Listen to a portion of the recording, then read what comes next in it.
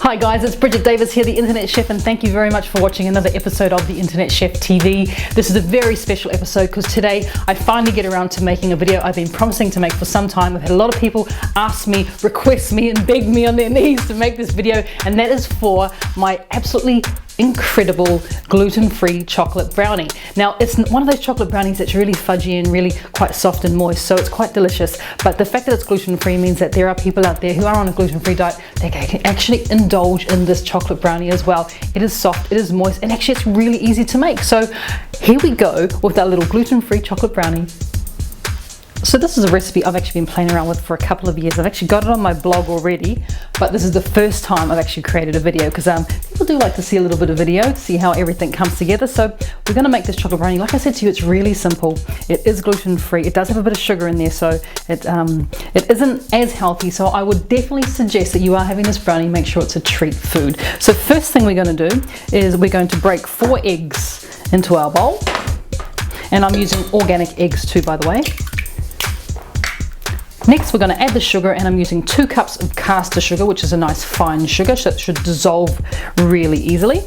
Next thing that goes in is our cocoa powder. Now I'm using a really good quality cocoa powder, so it's nice and dark, and it's a Dutch processed cocoa powder. Now into that cocoa powder there, I've got 60 grams, which is about 2 ounces of cocoa powder. Now we're just going to give that a little bit of a whisk up. So when that has just come together, we're going to add in our butter next. Now I have just very gently melted my butter here so that the butter is still cool. We don't want to add hot butter here, otherwise we're going to get a greasy bottom on our brownie. Now butter, I have 250 grams of unsalted butter, which is about 8.5 ounces. So pour that into the mix and then blend that through. Okay, you want something along those lines, so nice and smooth there.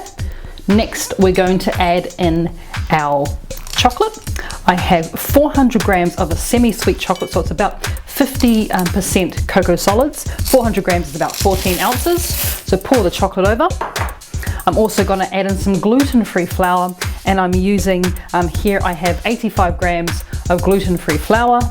But I just need to check just to see what the conversion rate is for our gluten-free flour. Convert 85 grams to ounces. 85 grams is 3 ounces. There you go. So 3 ounces of gluten-free flour goes into our mix there. I'm also going to add in a pinch of salt, and then just using a wooden spoon, I'm just going to mix all the ingredients together. Now it's a really good idea to do this in a bowl rather than doing it in a cake mixer because you don't want to over mix your product here. So that just needs a light coming together.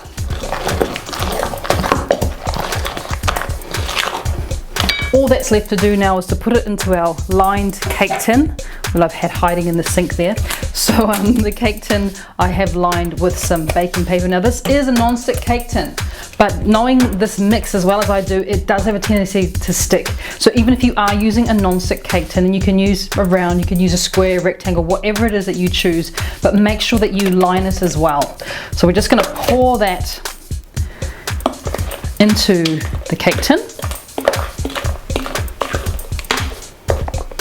And using a spatula, we're going to make sure that we get it all in there. Really important.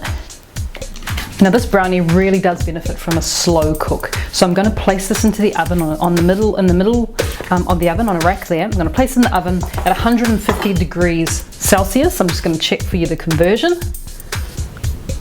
Convert 150 degrees Celsius to Fahrenheit.